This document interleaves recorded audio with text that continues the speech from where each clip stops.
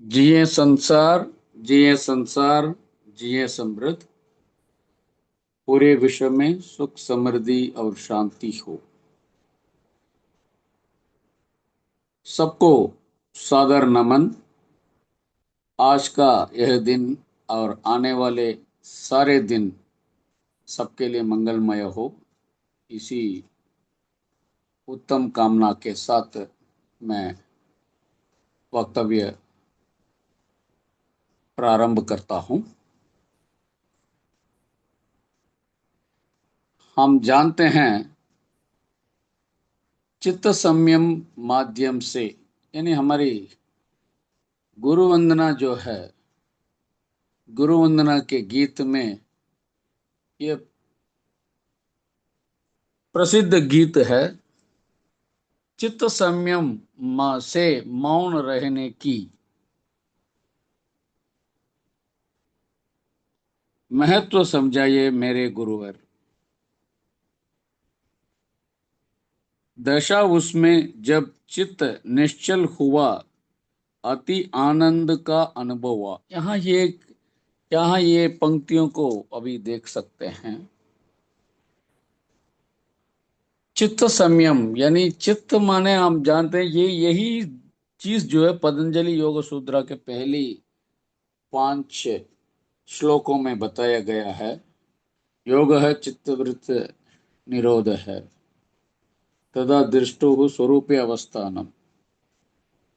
यहाँ जो है मौन से मौन की ओर बढ़ने के पहले जो हमारी वृत्ति, जब वृत्ति को शोध परक दृष्टि से हम कहेंगे, तभी जाकर हमें जो है वृद्धि होगी। मौन वृद्धि की ओर हम आगे बढ़ सकते हैं। जब चित्त संयमित नहीं होगा तो मौन संभव नहीं है। जब वृत्ति संयमित नहीं होगी, मौन संभव नहीं है। मौन रहते हैं, व्रत रखता हूँ, सभी प्रकार के एक्टिविटीज में जो है भाग लेता हूँ, और इधर उधर एक्शन में जो है इशारे में बोल देता हूँ। ये सब चीज जो है मौन नहीं है। वैसे मौन एक अंतर यात्रा है। दशा उसमें जब चित्त निश्चल हुआ, अति आनंद का अनुभव हुआ। विराट विश्व इसमें लिए बहुत जन्मों के अंतिम फलारूपी, स्वयं को कभी न भूलने का शांत जीवन दिया गुरु आपने, आपको मेरा प्रणाम। ये सिर्फ चित्त संयम और मौन की ओर आगे बढ़ने का मार्ग दिखाने वाला एक अच्छा गीत है, जिससे हमारा ध्यान संभव है। ध्यान से हमें जो है लाभ होने के संभावनाएं हैं। वैसे अब आगे और एक कविता को लेते हैं। महर्षि जी ने, नेक्स्ट स्लाइड, महर्षि जी ने ये बताया, अनुभव करें मौन व्रत के समय। किसे अनुभव करें? ज्ञान पर चालू आदतें गहन रूप से टकरा कर मौन व्रत को बाधित कर बात कराने हेतु घोर युद्ध करते रहने के क्रम को। घोर युद्ध, जब मौन धारण करने के लिए धारण करने के लिए सोच रहे हैं, या धारण करने का एक प्रकार से हम व्रत ले रहे हैं, तो तुरंत बाधाएं उठ खड़ी हो जाती हैं। जब आप जिस दिन मौन व्रत धारण करने जा रहे हैं, या जिस दिन आप मौन रहना चाहते हैं, उस दिन इतने कॉल्स आएंगे आपको। मोबाइल में दूसरे लोग डिस्टर्ब करते रहेंगे, और कम से कम आपके घर की घंटी तो, यानी कॉलिंग बेल जो है वो बजता रहेगा, या नए नवा आगंतुक आएंगे, या कोई वेंडर्स आएंगे, आपको अपना मौन व्रत तोड़ना पड़ेगा। सो ये अनुभव, ये जो है घोर युद्ध करने के क्रम है। हम मौन रहते हैं, लेकिन और बाधाएं जो है, तभी जा करके उतने तुम कैसे मौन रह सकते हो। मैं देख लेता हूं, ये और बाधाएं हमारे सामने एक चुनौतीपूर्ण वातावरण पैदा कर देते हैं। अनुभव करें मौन व्रत के समय ज्ञान पर, यानी सच्चे ज्ञान पर चालू आदतें गहन रूप से टकरा कर मौन व्रत को बाधित कर बात कराने, हमें जो है चुप न रहने देगा, हमें जो है विवश कर देगा। हम लाचार हो जाएंगे कि हमें बात करनी ही पड़ेगी उस समय। घोर युद्ध करते रहने के क्रम को ये से आगे बढ़कर इसे पार कर ऊपर उठना है। कैसे? मौन व्रत प्रकृति और प्राण के मधुर बंधन को समझने का सुअवसर है। मौन व्रत प्रकृति और प्राण के मधुर बंधन को समझने का सुअवसर है। मौन व्रत मुंह बंद कर लेना नहीं, महान रहस्य वाले मन को पहचानना ही है। महर्षि जी ने अद्भुत कविता हमें दी है। न केवल हम इस प्रकार, आगे के स्लाइड दिखाइए, इस प्रकार चुप रहकर मौन व्रत नहीं करें, यानी वोंट बंद स्थिति में या मुंह बंद स्थिति में या आंख बंद स्थिति में जो है हम मौन नहीं रह पाएंगे, क्योंकि हमें जो बाधाएं हैं, जो चुनौतियां हैं, हमें हमारे मौन व्रत के क्रम को तोड़ने को और नष्ट भ्रष्ट करने में तुले हुए हैं। आगे, मौन का तात्पर्य क्या है, तब मौन क्या हो सकता है? इसको चिल्ला चिल्ला कर बोलना पड़ता है ना। अभी जो है लोगों में ये आदत बढ़ जाएगी, धीरे धीरे आओ ऐसे बोलेंगे। हमें वो धीरे शब्द को भी जो है धीरे धीरे आओ बोलना है। कोई नहीं बोलता है, धीरे धीरे को भी जल्दी बोल देते हैं। और तेजी से आओ बोलने पर, यार तेजी से आओ ना, ऐसे जो है आराम से बोलेंगे। तब मौन का तात्पर्य यहाँ क्या है? मौन मौन मौन मौन बोलते रहना है क्या? मैं मौन व्रत धारण कर रहा हूँ, मैंने मौन व्रत धारण किया है, मैं मौन रहना चाहता हूँ, यही जो है सोचने का है क्या? ये सोचेंगे तो इंद्रिय मौन संभव नहीं है। हमें पंच इंद्रिय हैं, घातक भी हैं, हमारे हमारे हमें बनाने वाली प्रक्रिया भी है। मनुष्य को ये इंद्रियां घातक स्वरूप ही दिखेंगे, और निर्माण में ही, मनुष्य के निर्माण में भी इन इंद्रियों का हाथ है, योगदान है। इंद्रिय मौन, पंच इंद्रिय बोलते हैं, यहाँ ज्यादातर हम लेंगे तो इसे ज्ञानेंद्रिय बोल सकते हैं। कर्मेंद्रिय तो बेचारे जो आदेश मिलते हैं उसके अनुसार काम करते जा रहे हैं, कर्मेंद्रिय। जब आदेश नहीं मिलेगा तब कुछ नहीं करेगा। तो ये ज्ञानेंद्रिय जो होते हैं वो उनके पीछे क्या है, ये ज्ञानेंद्रिय को चलाने वाली शक्ति कौन सी है, इसके पीछे कौन है? पंचबोध बोलते हैं इसे। पंचबोध में सत्वबोध क्या है? तब उस सत्वबोध को पहचानने के लिए इसको स्विच ऑफ करना पड़ेगा, इंद्रियों को स्विच ऑफ करना पड़ेगा। इंद्रिय मौन, फिर वाक, मुंह खोलकर बोलना ही वाक नहीं है। मन में सोचेंगे तो भी जब धड़ाधड़ धड़ाधड़ हृदय के धड़कन, फेफड़े में कुछ हलचल सब हो जाता है, तब भी वाक मौन संभव नहीं है। इंद्रिय मौन, पंचेंद्रिय द्वारा जो बेचैनी हो जाती है उसके लिए एक समाधान ढूंढ कर रखना है, उसको थोड़े समय तक नियंत्रण में रखना है।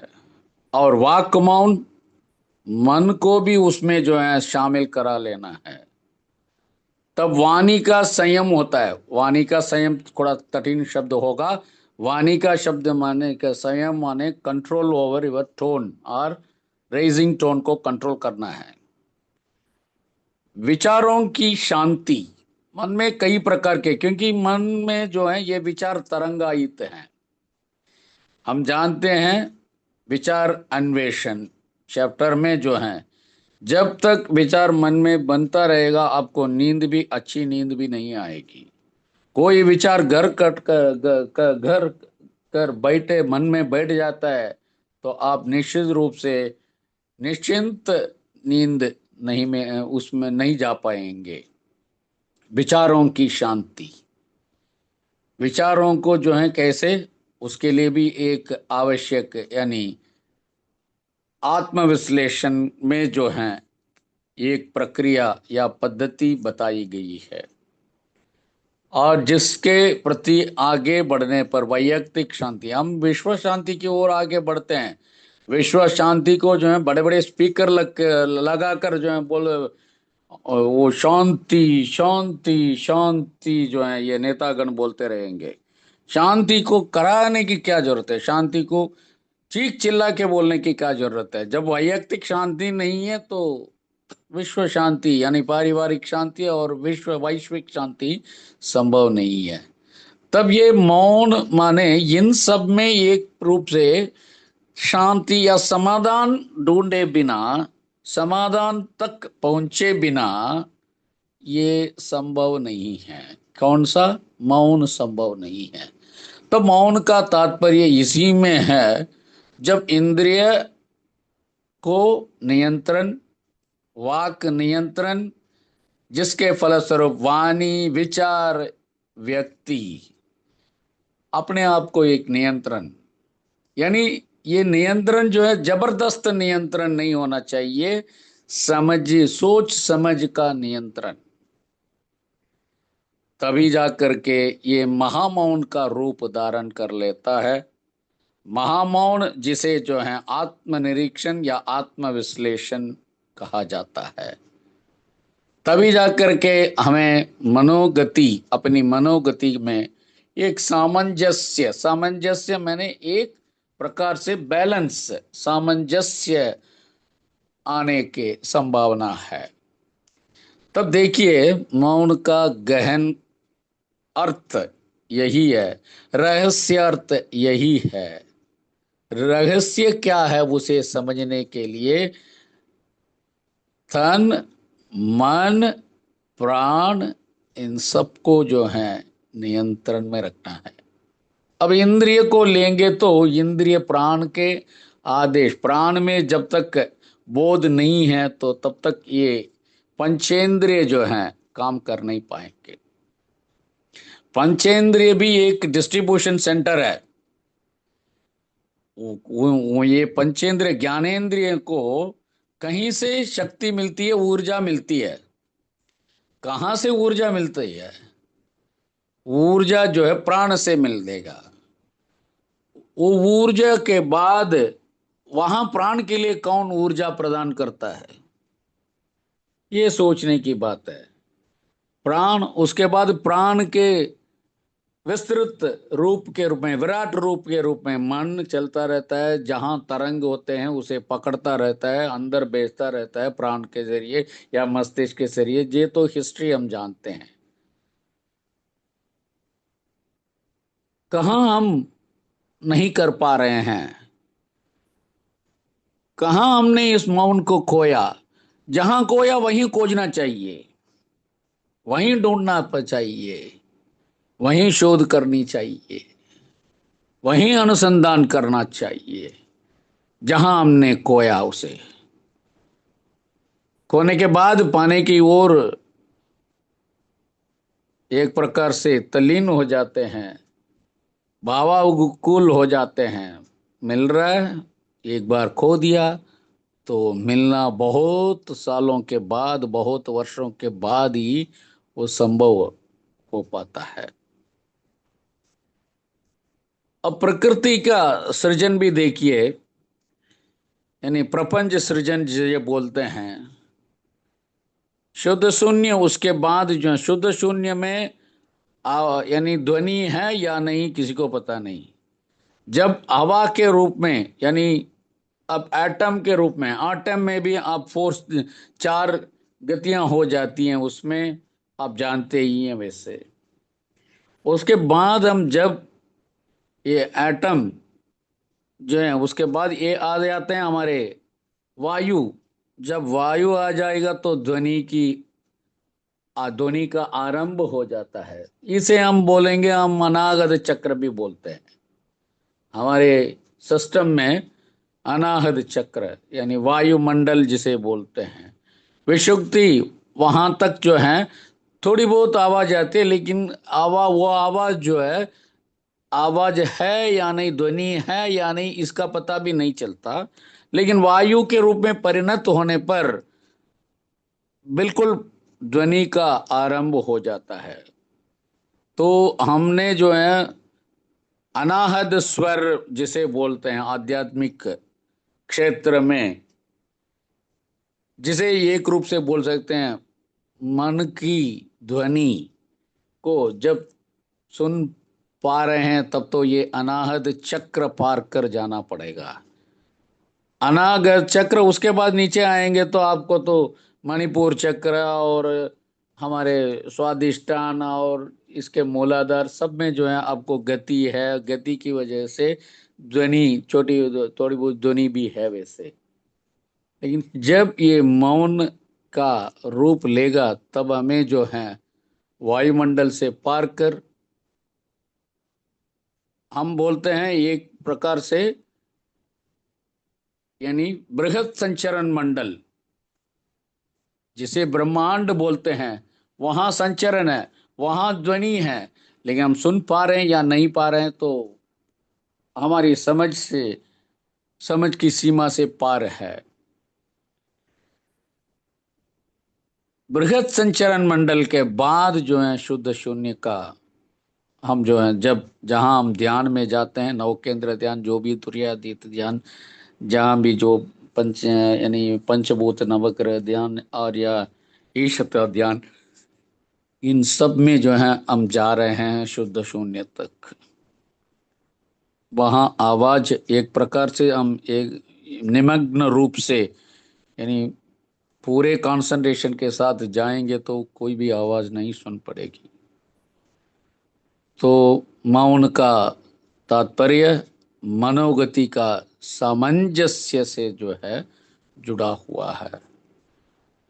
मनोगति, जब तक मनोगति में सामंजस्य नहीं मिल पाएगा, तब तक मौन का तात्पर्य, मौन का सार्थक, मौन की सार्थकता संभव नहीं है।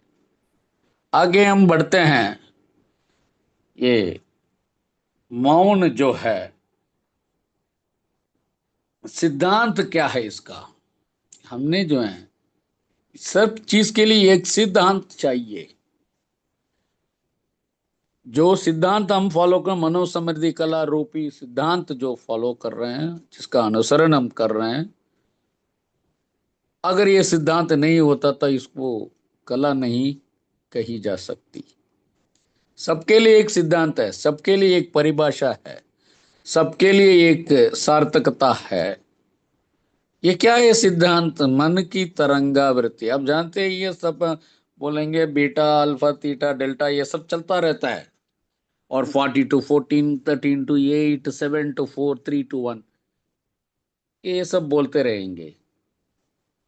तो तरंगावृत्ति जो है, मन की तरंगावृत्ति, जैसे नाप कर हम दे रहे हैं, वैसे हमें हमारी भावुकता नापने के लिए, इमोशनल स्टेटस को नापने के लिए एक मशीन है।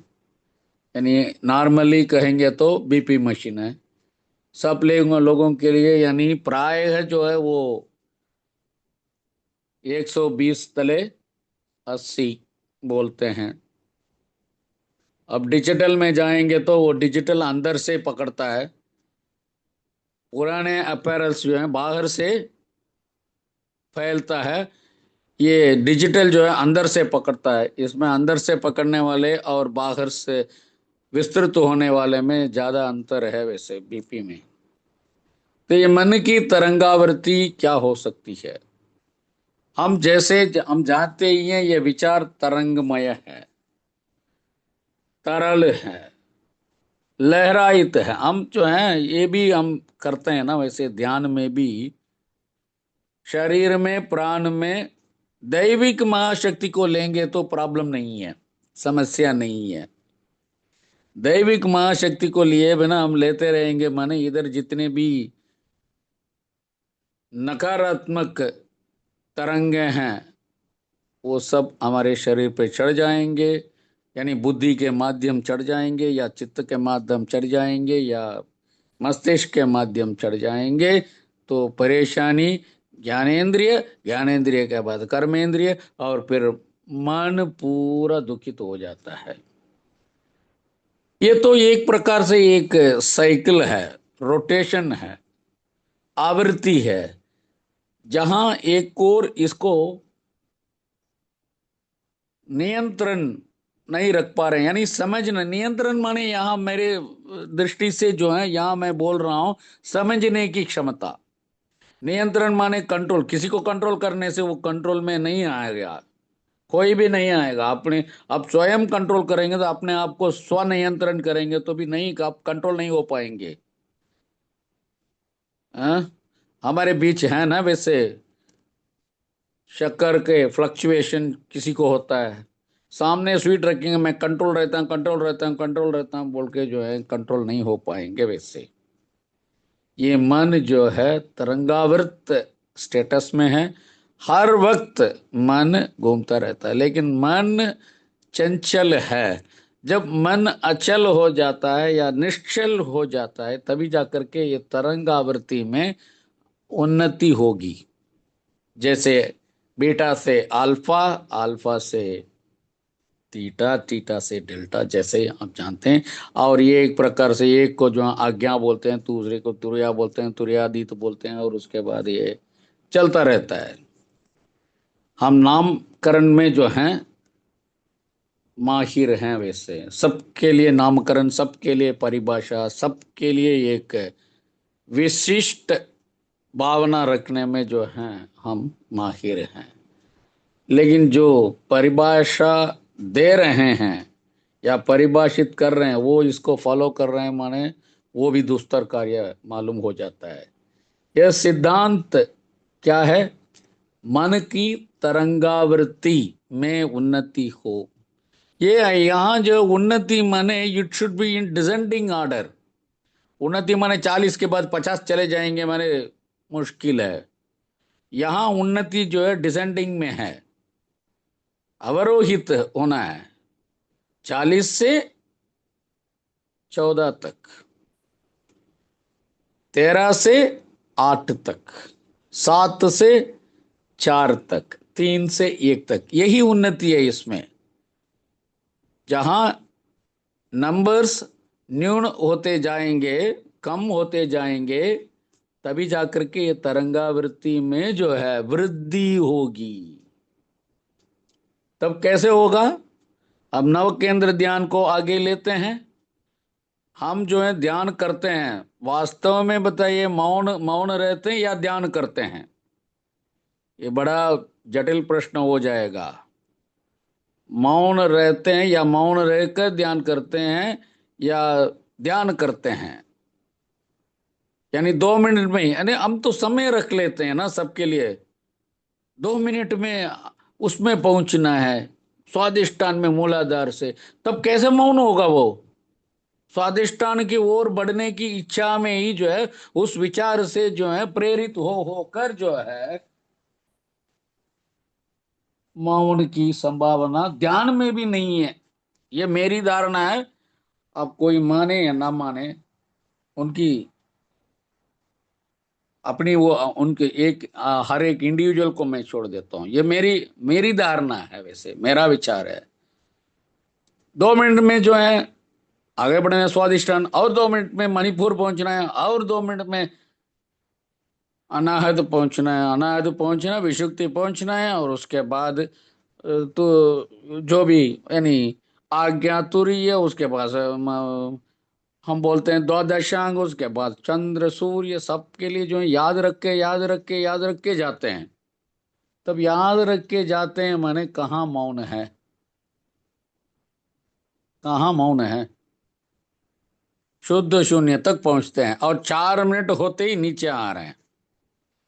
ये जब ये चेतना होती है, यानी मौन में जो है चेतनाहीन, हमें चेतना है या हम जड़ हैं इसकी समझ भी नहीं होनी चाहिए, यही सिद्धांत है इसके पीछे। वहां जो है हम ध्यान में 2-2 मिनट का रख करके, दो दो इसमें रखने के बाद जो है हम निश्चित रूप से आप अपने मन से बोलिएगा कि हम ध्यान कर रहे हैं या मौन धारण कर रहे हैं। हम सिर्फ ध्यान कर रहे हैं। हम अपने प्राण शक्ति को पूरे शरीर में फैला के ऊपर उठाते, नीचे लाते, फिर उसको फैलाते हुए समाप्त कर देते हैं, बस यही करते हैं। कहाँ मौन है उसमें। इसीलिए तो मौन के लिए विशेष रूप से जो है इनसे परे एक हो जन सिद्धांत होना चाहिए। उस सिद्धांत से लोग अति लाभान्वित हो जाएं, फिर वो ध्यान करते समय इसका जो है भरपूर लाभ हो जाए। इस दृष्टि से मौन की जो है, जैसे ये driving with the knowledge of mechanism, शरीर जानते हैं, मन जानते हैं, प्राण जानते हैं, इन सब की गतिविधियों से जब परिचित होंगे, फंक्शनैलिटी से जब परिचित होंगे, तभी जा करके knowing mechanism we can drive the vehicle comfortably. तभी जा करके एक विचित्र रूप का अनुभव होगा। वही जो है हर क्षेत्र में जब एकदम फोकस में जाके उससे हटते नहीं है तो वही मौन बन जाता है। वो ध्यान से और एक स्टेप आगे है, वैसे ये मेरी धारणा है। तब क्या है, हमें पहले अनाहत चक्र और विशुद्धि में जो है सबको, सारी ध्वनियों को, यानी निस्तब्ध अवस्था में ध्वनियों को छोड़ते हुए, मन की ध्वनि, हृदय का धड़कन, सबको छोड़ते हुए आगे बढ़ना है। और आगे क्या क्या स्थितियां होती हैं, कितने समय रहेंगे, इसका भी पता नहीं चलना है। इसलिए जो ध्यान चलाते हैं वो ध्यान नहीं कर पाएंगे, जो ध्यान में भाग लेते हैं वही ध्यान कर पाएंगे। तो आगे बढ़ते हैं। अब विषुक्ति और इस तस्वीर को एक बार देखिएगा। तो अनाहद चक्र जिसे अब देखिएगा, तो यही जो है वायुमंडल यानी वायुस्थान जिसे बोलते हैं, वहां हम पहुंचते हैं। अपने ध्यान शक्ति, प्राण शक्ति को बदलते हुए, यानी जगह बदलते हुए आगे बढ़ते हैं। और उसके बाद और एक चक्र है विशुद्धि। इसमें देखिए शुद्ध और विशुद्ध में क्या अंतर है। शुद्ध माने हम जानते हैं, शुद्ध यानी एक प्रकार से पवित्र, ये अति पवित्र हो जाएगा। विशुद्ध माने जहां भी लग जाते हैं, नायक भी नायक, हैं? गति विगति। तो इसमें जो है और एक सुपरलेटिव जुड़ जाता है, ये विषुक्ति वहां और मौन के ओर आगे बढ़ने का रास्ता है, यानी हाईवेज को अटैच करने वाला रास्ता है। अब उसके बाद हम हाईवेज में ही ट्रैवल करेंगे। तो आगे नेक्स्ट स्लाइड प्लीज। हाँ, तब जा करके ये महानता की बात जो है, जैसे शीर्षक को तो न्याय करना है ना, वैसे ये महानता यानी हम तात्पर्य समझते हैं, सैद्धांतिक रूप से मौन को अपनाते हैं, तभी जाकर के महानता यानी महान कहा कहा कहे जाएंगे हम। ये मौन की महानता क्या है। मौन की महानता जो प्राप्ति के बाद होता है तभी जाकर के महान बोल सकते हैं। जिसको जिसे लक्ष्य प्राप्त हुआ है तो तभी जाकर के उसे महान बोला जाता है। सिद्ध हस्त होने पर महान बोला जाता है। मौन की महानता ये शाश्वत संपत्ति है।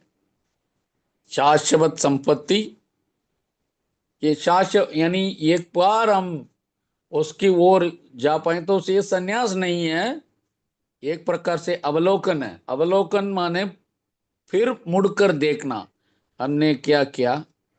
हमारे वही मौन में ही यही शपथ लेते हैं ना, मैंने इनकी ओर गुस्सा प्रकट किया, मैं अभी इनकी ओर मैं गुस्सा, ये तो हम यानी क्रोध वर्जन में भी जो है हम करते हैं, लेकिन उसे वहां भी जो है मौन रहे बिना करेंगे तो कोई लाभ नहीं होगा।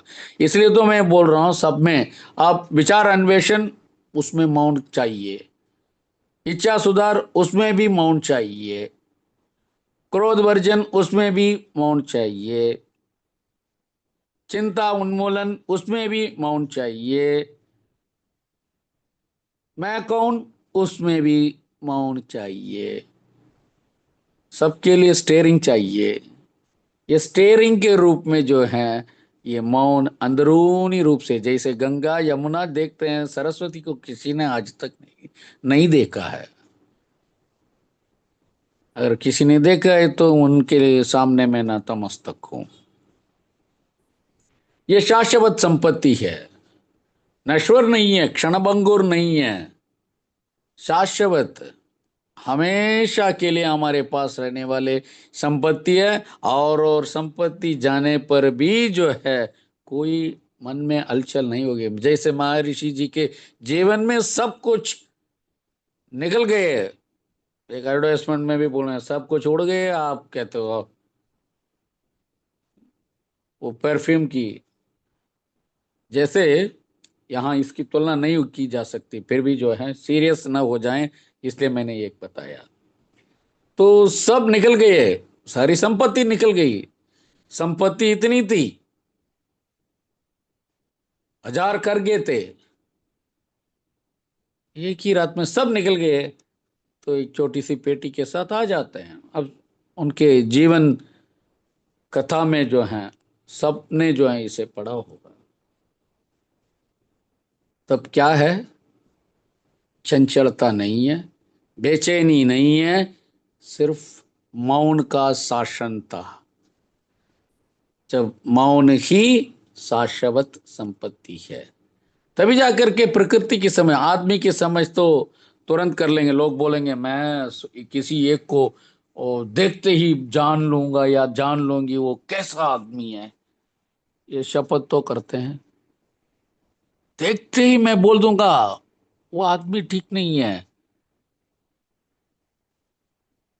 यहाँ अंदर की यात्रा ठीक नहीं है, इसलिए वो बकता रहता है, बकवास करता रहेगा।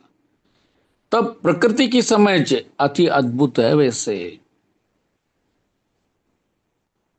प्रपंच का उत्थान, प्रपंच का सृजन किस प्रकार, प्रपंच सृजन में एक समझ, प्रकृति की समझ। हम जानते हैं ये सांख्य योग में ही यही बताया गया, पुरुष और प्रकृति। प्रकृति इस प्रकार देखेंगे तो 24 आएंगे और पुरुष एक है 25 बस।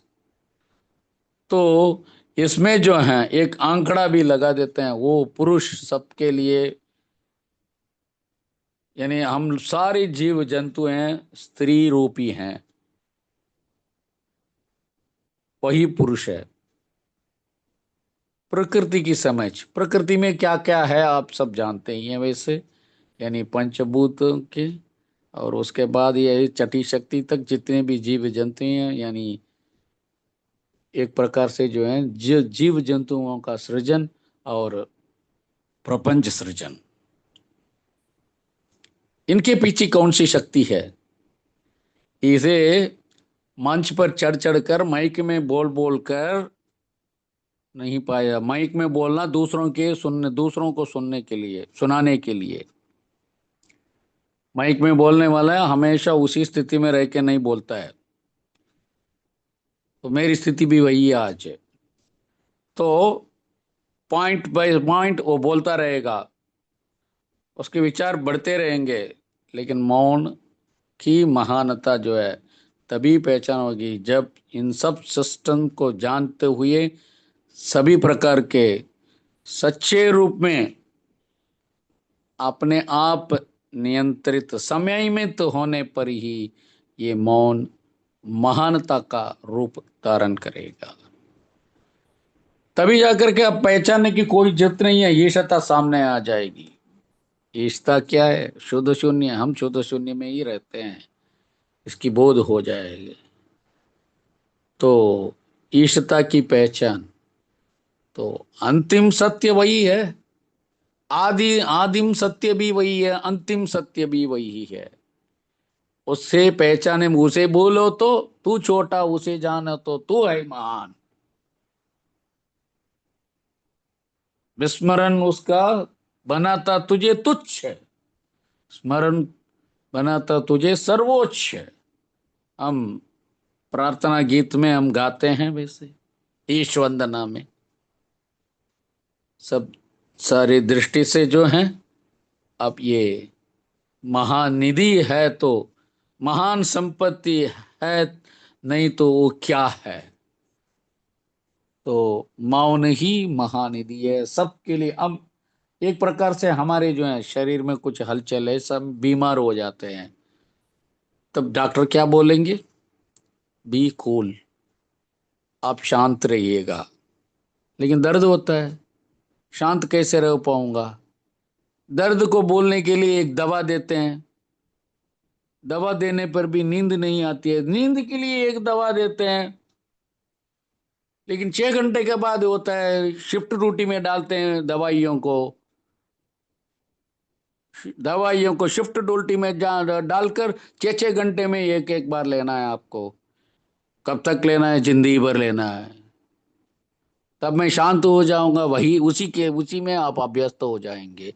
जैसे एक ज्योतिषी महाशय ने कहा किसी को, तो 2 साल तक आपको समस्या ही समस्या है, लेकिन उसके बाद मेरी सब स्थिति सुधर जाएगी क्या? लेकिन इसी से आप अभ्यस्त हो जाओगे, इसी में जो है आप प्रैक्टिस शुरू हो जाएंगे। तो हम इसे एक सकारात्मक ढंग से लेंगे तो शाश्वत संपत्ति, प्रकृति की समझ अपने आप और ईशता की समझ के और खोज करने की, ईशता को खोज करने की जरूरी नहीं है, क्योंकि वो अंतर है, अंतर्यामी है। तो इससे बढ़कर और महानिधि कौन सी हो सकती है? ये आगे तो इस दृष्टि से देखिए, महर्षि शांत स्वरूपी होकर मौन की कोश कर रहे हैं, तो उन्होंने पाया, उन्होंने जीवन में हमेशा प्रशांत रहने की स्थिति को किस प्रकार अपनाया। उसमें एक बिंदु, वो सागर है, तो उसमें एक बिंदु के रूप में हम रहेंगे तो भी हमारा जीवन सार्थक होगा। मौन, आगे मौन क्या है? कला ही नहीं, एक प्रकार से आजकल everything is art, everything is science, but everything is spiritual. सबके पीछे आध्यात्मिकता है। आप रसोई घर में जाते हैं तो एक सिस्टम बनाते हैं, तो वह भी आध्यात्मिकता है। मौन कला ही नहीं, साधना मार्ग भी है। जब मौन थियरी के रूप में पढ़ेंगे, it's an art, and when you are practicing that, implementing that, then it will become our path, मार्ग हो जाएगा। इससे और क्या है? ये ओम शांति को भी हमें शांति से बोलना है। ओम शांति शांति शांति। जिए संसार, जिए संसार, जिए समृद्ध। जो अवसर आप लोगों ने मुझे प्रदान किया है और इतने समय तक मुझे बोलने की अनुमति दी है, सब सहृदय पाठकों श्रोता गणों के लिए हार्दिक आभार व्यक्त करते हुए अपने वाणी को, यहाँ तक मौन को, चिल्लाते चिल्लाते बोलते हुए अपनी वाणी को मैं समाधान प्रदान करता हूँ। जिये संसार, जिये संसार, जिये समृद्ध। बहुत बहुत धन्यवाद। जी, ये समृद्ध वाल्ट का बड़ा मॉडल।